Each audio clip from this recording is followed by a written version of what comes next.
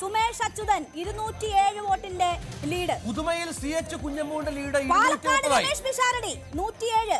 പാലക്കാട് രമേശ് പിഷാരടിയുടെ ലീഡ് 207 അല്ലേ? 61 സീറ്റുകളിൽ LDF ആണ് കൂടുതൽ സീറ്റുകളിൽ ലീഡ് ചെയ്യുന്നു. 62 ഉയർന്നിരിക്കുന്നു. UDF-ന് 56. കാസർഗോഡ് ജില്ലയിൽ 2 സീറ്റുകളിൽ കാസർഗോഡും മഞ്ചേശ്വരവും BJP ആണ് ലീഡ്. തൃക്കരിപ്പൂരിൽ UDF-ന്റെ ലീഡ് 60 കടന്നിരിക്കുന്നു. 51 വോട്ടുകൾക്ക് തൊടുപുഴയിൽ അബു ജോൺ ജോസഫ് മുന്നിലാണ്. 51 വോട്ടുകൾക്ക്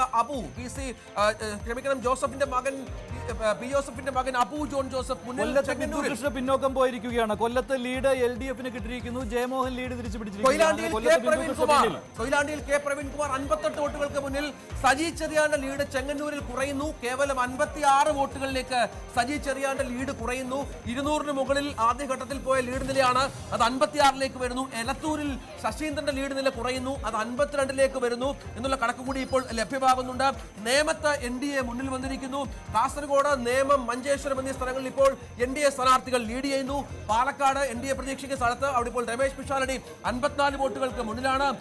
നെക്ക് ടു നെക്ക് ഫൈറ്റ് പെരുമ്പാവൂരിൽ മനോജ് മുത്തേടൻ 264 വോട്ടിന് ലീഡ് ചെയ്യുന്നു. ആദ്യം സ്ഥാനാർത്ഥി നിർണയത്തിന്റെ ഘട്ടത്തിൽ വലിയ ആശങ്കകൾ ഉണ്ടായിരുന്നിടത്ത് കായംകുളത്ത് യു പ്രതിഭ മുന്നിൽ M ലിജു പിന്നിൽ എന്ന വളരെ പ്രധാനപ്പെട്ട ഒരു കണക്ക് കൂടിയുണ്ട്. കായംകുളത്ത് യു പ്രതിഭ ലീഡ് തിരിച്ചു പിടിക്കുന്നു. യു പ്രതിഭ മുന്നിൽ. അവിടെ വലിയ പോരാട്ടം നടന്ന ഒരു മണ്ഡലമാണ്. ലിജു ഇതിനൊക്കെ സാധ്യത കൽപ്പിച്ചിരുന്നു. അബു ജോൺ ജോസഫിന്റെ ലീഡ് 650 ആയി. തൊടുപുഴയിൽ അബു ജോൺ ജോസഫ് 202 വോട്ടിന്റെ ലീഡ്.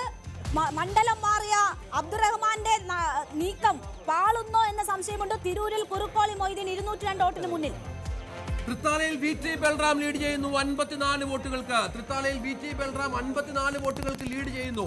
ഒപ്പം കുഞ്ഞാലിക്കുട്ടിയുടെ ലീഡ് 228-ലേക്ക് കടക്കുന്നു. മലപ്പുറത്ത് കുഞ്ഞാലിക്കുട്ടി 208. തൃത്താലയിൽ VT ബൽറാം ലീഡ് ഉയർത്തി 243.